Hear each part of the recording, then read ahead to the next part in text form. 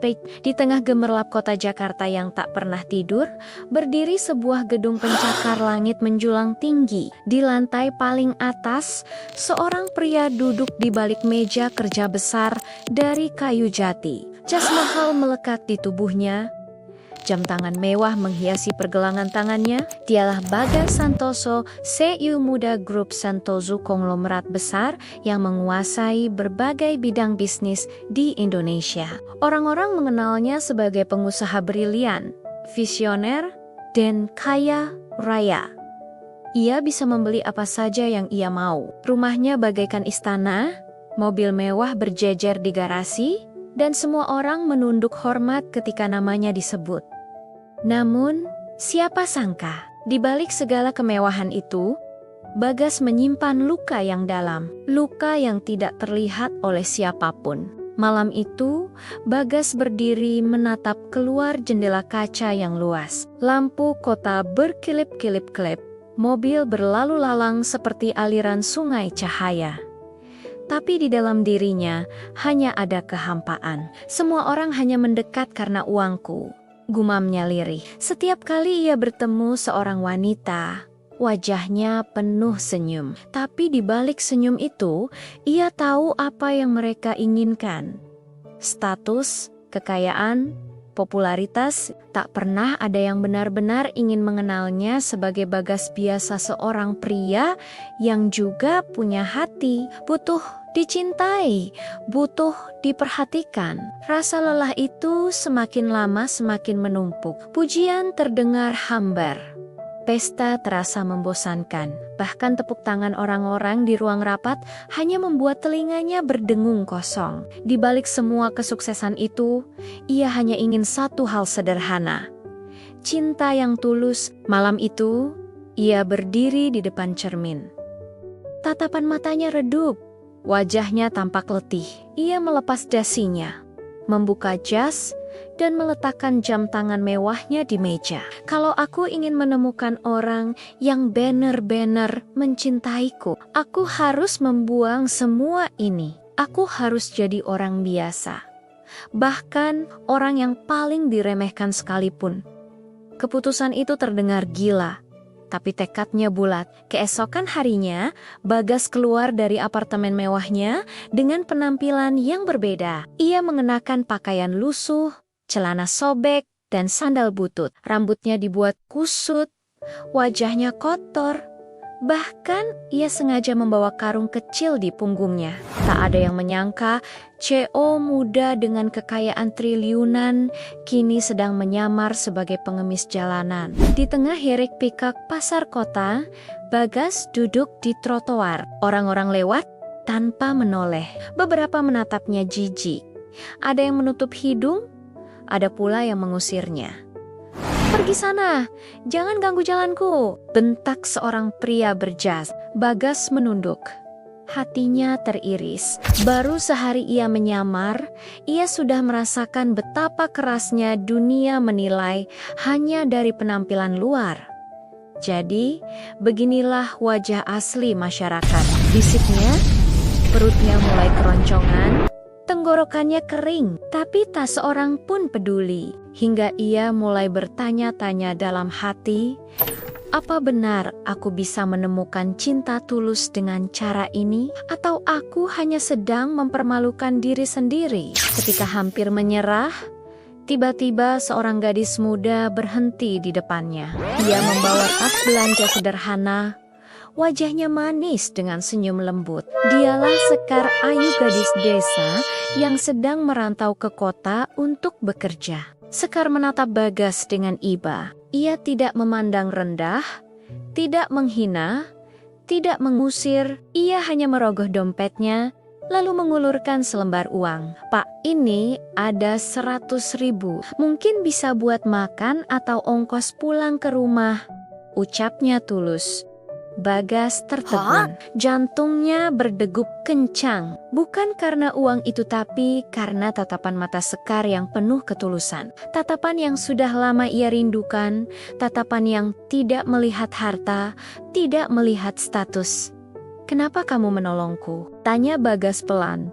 Sekar tersenyum, Karena saya tahu hidup di jalanan itu tidak mudah. Kalau bisa saling bantu, kenapa tidak? Bagi Bagas, momen itu bagaikan cahaya kecil di tengah kegelapan. Untuk pertama kalinya, ada orang yang mengulurkan tangan tanpa pamrih. Hatinya bergetar. Ia menatap Sekar lama, seolah ingin memastikan bahwa gadis di depannya benar-benar nyata. Dalam hati ia bergumam, mungkinkah inilah awal dari perjalananku menemukan cinta sejati? Namun, keberanian besar muncul di benaknya. Bagas sadar, jika ia ingin menguji ketulusan Sekar, ia harus melibatkan gadis itu lebih jauh dalam hidupnya. Ia menghela napas panjang, lalu berkata dengan suara penuh keraguan namun juga harapan, "Mbak, bolehkah saya minta bantuan? Saya tahu ini aneh. Tapi, bisakah kamu berpura-pura menjadi pacarku untuk sementara waktu?" Sekar terkejut, matanya melebar, wajahnya bingung. "Apa maksudnya? Saya bahkan baru kenal dengan Bapak." Bagas menatapnya dalam-dalam. Ia tahu ini gila, tapi ia tak punya pilihan lain. Ia butuh seseorang yang tulus, yang bisa menemaninya menghadapi keluarganya yang selalu ingin menjodohkannya dengan wanita kaya. Sekar menggenggam uang di tangannya. Hatinya penuh tanda tanya. Ia tidak mengenal pria ini, bahkan penampilannya lusuh seperti pengemis. Namun tatapan mata Bagas begitu serius, begitu tulus. Di antara riuh pasar, dunia seolah berhenti sesaat. Sekar harus memilih, menolak dan pergi. Sekar Ayu masih terdiam di depan Bagas Santoso. Suasana pasar yang riuh seakan menghilang, tergantikan oleh kebingungan yang melanda pikirannya. Baru saja ia menolong seorang pria berpakaian lusuh yang ia kira pengemis biasa. Tapi kini, pria itu memintanya berpura-pura menjadi pacarnya. Sekar menatapnya curiga. "Mas, saya nggak ngerti. Kita bahkan baru kenal, kok tiba-tiba minta saya jadi pacar pura-pura?" Bagas menunduk sejenak, menarik napas panjang. Ia tahu ini bukan permintaan mudah, tapi ia harus jujur, meski tidak sepenuhnya. "Sekar," ucap Bagas lirih, "saya bukan orang biasa. Saya sedang menyamar untuk mencari seseorang yang benar-benar tulus. Bukan karena uang, bukan karena status. Saya butuh seseorang yang bisa menemani saya menghadapi keluarga saya. Mereka selalu ingin menjodohkan saya dengan wanita kaya. Saya lelah dengan itu semua." Sekar mengerutkan kening. Kata-kata Bagas terdengar janggal. "Menyamar? Jadi sebenarnya Mas ini siapa?" Bagas tersenyum pahit. Ia belum berani membuka identitasnya sebagai Cio. Itu bisa merusak ujiannya sendiri. "Anggap saja saya cuma orang yang sedang menguji dunia. Saya janji tidak akan menyusahkanmu. Saya hanya butuh kamu untuk pura-pura. Jadi pacar saya beberapa waktu. Setelah itu, kita bisa berpisah. Anggap saja ini bantuan kecil untuk orang asing." Sekar memeluk tas belanjanya erat-erat. Hatinya lah yang kini gelisah. Ia bukan gadis yang mudah percaya, apalagi pada pria yang baru ia temui di pasar. Tapi entah mengapa, tatapan Bagas berbeda. Tidak ada tipu daya, tidak ada hawa jahat. Ada kesungguhan yang membuat hatinya luluh. Namun, ia juga sadar membantu orang asing bisa berbahaya. "Apa untungnya buat saya?" tanya Sekar akhirnya, mencoba realistis. Bagas menatapnya penuh harap. "Saya tahu, kamu anak desa yang sedang merantau. Saya bisa membantu keluargamu. Saya bisa memastikan hidupmu lebih baik, asalkan kamu mau menolong saya sekali ini. Tapi yang paling penting, saya butuh hatimu yang tulus. Itu saja." Keraguan itu akhirnya luluh. Dengan sedikit enggan, Sekar mengangguk pelan. "Baiklah, tapi hanya pura-pura, Mas. Jangan macam-macam." Bagas tersenyum lega. "Terima kasih, Sekar. Kamu tidak tahu betapa berharganya keputusanmu ini. Keesokan harinya, Bagas menemani Sekar pulang ke desanya di Jawa Tengah. Perjalanan kereta terasa panjang, namun justru itulah awal kedekatan mereka. Bagas yang selama ini terbiasa dengan mobil mewah, kini duduk di kursi ekonomi, merasakan herik pickup pedagang asongan dan aroma nasi bungkus yang memenuhi gerbong. Sekar sempat tersenyum melihatnya kikuk. "Mas, kalau mau makan ya makan aja, jangan malu." Bagas hanya bisa tertawa kecil. Dalam hati, ia merasa hidupnya jauh lebih nyata di sini dibanding semua pesta glamor yang pernah ia hadiri. Sesampainya di desa, Sekar langsung memperkenalkan Bagas pada keluarganya. Rumah sederhana dengan dinding papan, halaman kecil dengan pohon mangga, dan suara ayam berkokok di belakang rumah. "Ini Bagas, pacar saya," ucap Sekar. Suaranya agak gemetar. Ibunya tampak terkejut, tapi tersenyum sopan. "Oh, jadi ini, tuh anaknya. Masuk nak Bagas." Namun, sambutan berbeda datang dari Andika Prasetyo, kakak laki-laki Sekar. Tatapannya tajam, penuh curiga. "Kamu yakin, Sek? Dia pantas buat kamu?" Belum sempat Sekar menjawab, suara seorang wanita menyela. Wanita berwajah cantik, berpenampilan modis, langkahnya penuh percaya diri. Dialah Rani Sulastri, kakak ipar Sekar, sekaligus mantan pacar Andika yang kini bekerja sebagai manajer cabang grup Santoso. Rani menyapu Bagas dari kepala hingga kaki, lalu tersenyum sinis. Jadi ini pacar barumu, Sekar? Pantas saja kamu merahasiakan. Tapi, apa dia benar-benar bisa membahagiakanmu? Kelihatannya biasa saja.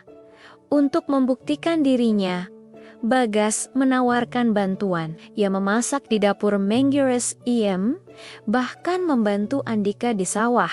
Sekar terkaget-kaget. Ia tak menyangka pria yang awalnya tampak seperti pengemis bisa memasak sayur lodeh dengan enak, bahkan ikut membersihkan kandang ayam tanpa jijik. Namun, Rani tidak berhenti meremehkan. "Bagus sih, bisa masak. Tapi apa cukup untuk masa depan Sekar? Kamu tahu, Ken, hidup ini tidak hanya soal makan enak. Apa kamu bisa memberi dia kebahagiaan yang layak?" Sekar menunduk.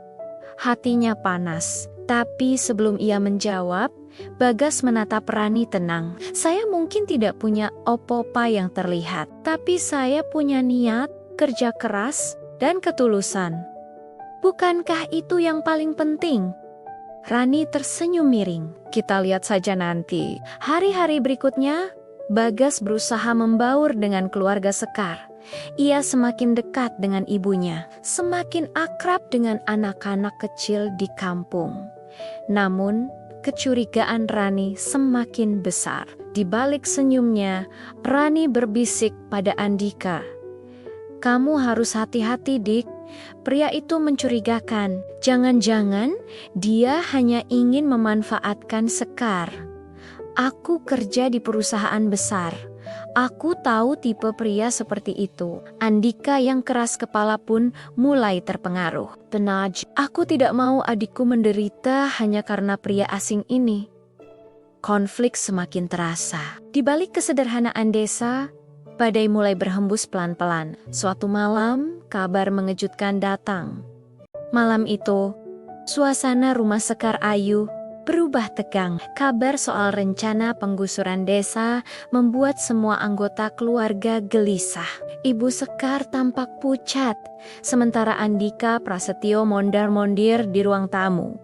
"Ini gawat, Sek. Kalau benar perusahaan itu serius, kita bisa kehilangan rumah warisan Bapak," seru Andika dengan wajah gusar. Sekar mencoba menenangkan. "Mas, jangan panik dulu. Mungkin ini hanya isu." Namun, Rani Sulastri yang duduk anggun di kursi panjang langsung menyahut dengan nada dingin. "Ini bukan isu, Sekar.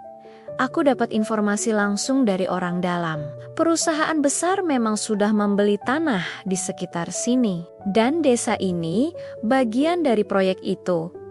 Semua mata menoleh ke Rani. Ia tampak percaya diri, seolah memegang kendali penuh atas situasi. Rani melirik Bagas dengan tatapan penuh perhitungan. Kalian harus realistis. Kalau kalian mau selamat, aku bisa bantu lewat koneksi perusahaan. Tapi ia tersenyum miring. Aku tidak yakin pria asing yang kamu bawa ini bisa berbuat banyak, Sekar. Andika langsung menimpali. Aku setuju. Sek, kamu terlalu cepat percaya sama dia. Kita nggak tahu asal-usulnya. Sekar merasa hatinya tersayat. Ia menoleh ke arah Bagas yang masih duduk tenang meski wajahnya terlihat menahan sesuatu.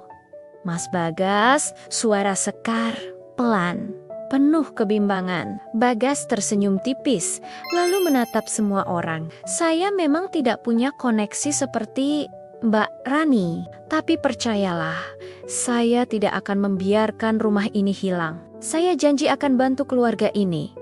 Namun kata-kata itu malah membuat Andika semakin marah. Janji? Dengan apa? Kamu bahkan tidak jelas kerja di mana.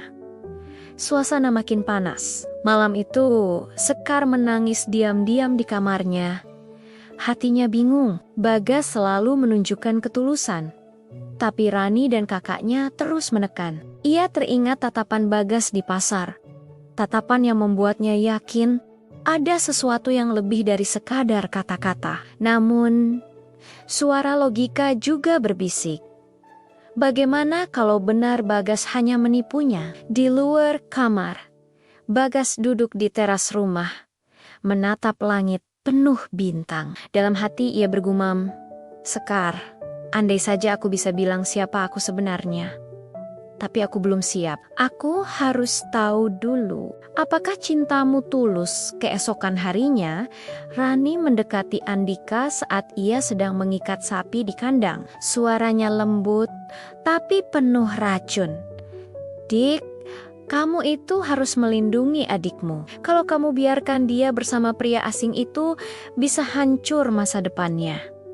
Andika mendesah, tapi Sekar percaya sama dia, Mbak. Rani tersenyum manis, menepuk bahu Andika. Percaya itu gampang, Dik, tapi masa depan tidak bisa hanya dengan percaya. Aku bisa jamin Sekar hidup enak kalau dia tidak bersama pria itu. Lagi pula, ia menunduk, berbisik licik, aku punya rencana besar. Kalau kamu ikut aku, keluarga kalian bisa selamat dari penggusuran. Andika menatapnya ragu. Tapi hatinya goyah. Rani tahu titik lemahnya. Cinta dan rasa protektif terhadap adiknya. Beberapa hari kemudian, alat berat banner-banner datang ke pinggir desa. Warga mulai panik. Berlarian, beberapa mencoba menghalangi. Bagas ikut turun tangan, membantu warga membuat barikade dari bambu dan karung pasir. Mas, ini berbahaya, Sekar berteriak. Khawatir melihat Bagas berdiri paling depan. Bagas menoleh dan tersenyum. Aku tidak bisa diam saja, Sek. Rumahmu, desamu. Tempat ini berarti banyak buatmu, jadi berarti juga buatku.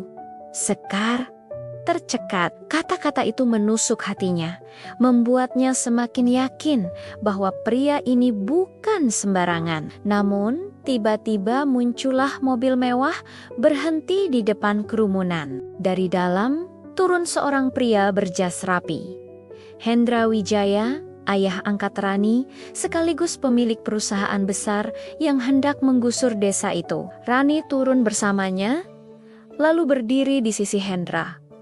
Wajahnya penuh kemenangan. Warga sekalian, tolong jangan melawan.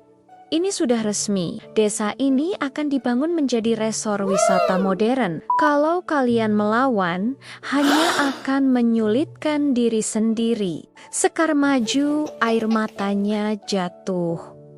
Mbak Rani, bagaimana bisa? Bukannya dulu Mbak bilang mau bantu kami? Rani tersenyum tipis. Membantu?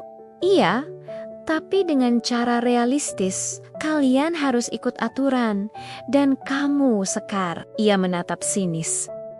Kamu terlalu polos percaya pada orang asing. Lihatlah, apa yang bisa dia lakukan sekarang. Sekar terdiam. Bagas berdiri di sampingnya, menggenggam tangannya erat, mencoba memberi kekuatan. Tapi dalam hati, Bagas tahu waktunya hampir tiba. Ia tidak bisa terus bersembunyi. Identitasnya harus segera terbuka, kalau tidak, Sekar akan kehilangan segalanya. Hendra menatap Bagas tajam. Langit sore tampak muram, seakan ikut merasakan ketegangan di depan rumah Sekar. Warga desa masih berkumpul, menatap cemas pada alat berat yang berhenti menunggu perintah. Hendra Wijaya berdiri tegak, tangannya terlipat di dada. Wajahnya angkuh. Di sisinya, Rani tersenyum puas, seolah ia sudah memenangkan segalanya. Namun tatapan Hendra tiba-tiba terpaku pada Bagas. "Aku kenal wajahmu," katanya. Matanya menyipit curiga. Warga mulai berbisik-bisik. Sekar menggenggam lengan Bagas.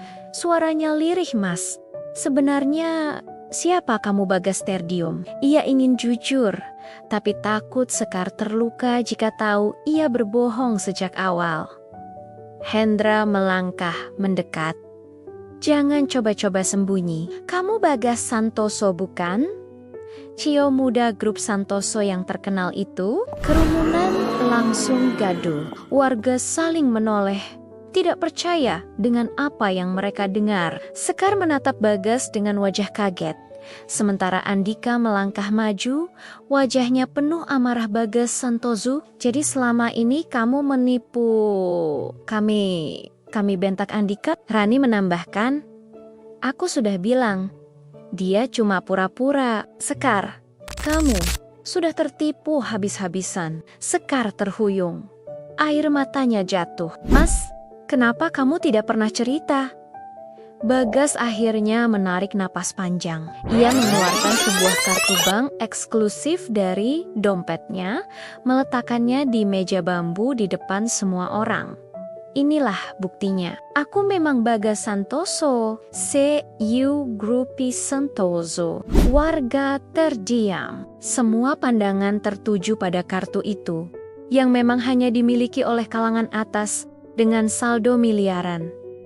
Alih-alih lega, hati Sekar justru hancur. Ia merasa dikhianati. Kenapa harus berpura-pura jadi orang lain? Apa semua yang kamu bilang padaku cuma sandiwara? Suaranya bergetar, penuh sakit hati. Bagas mencoba mendekat. "Sekar, dengarkan aku. Aku melakukan semua ini karena aku ingin tahu siapa yang benar-benar mencintaiku tanpa memandang kekayaanku. Aku lelah dengan orang yang hanya mau mendekat karena uangku. Tapi aku tidak pernah berpura-pura mencintaimu. Perasaanku tulus." Namun Sekar menepis tangannya. "Cinta tidak butuh kebohongan, Mas. Kalau memang tulus, kenapa harus ada penyamaran?" Kata-kata itu menusuk Bagas lebih dalam dari pisau. Warga ikut bergumam. Beberapa mulai memandang Bagas dengan ragu. Rani yang sedari tadi menunggu momen ini langsung mengambil kesempatan. "Lihat, Sekar, aku benar kan?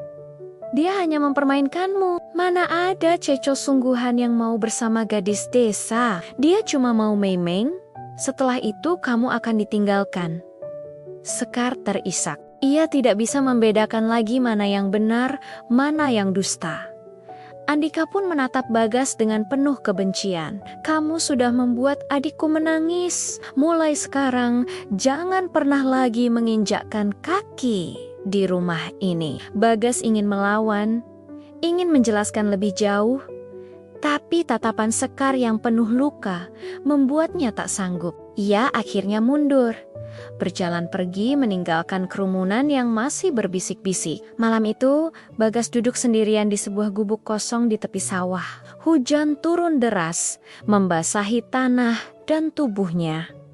Tapi rasa sakit di hatinya jauh lebih perih. Apakah aku salah?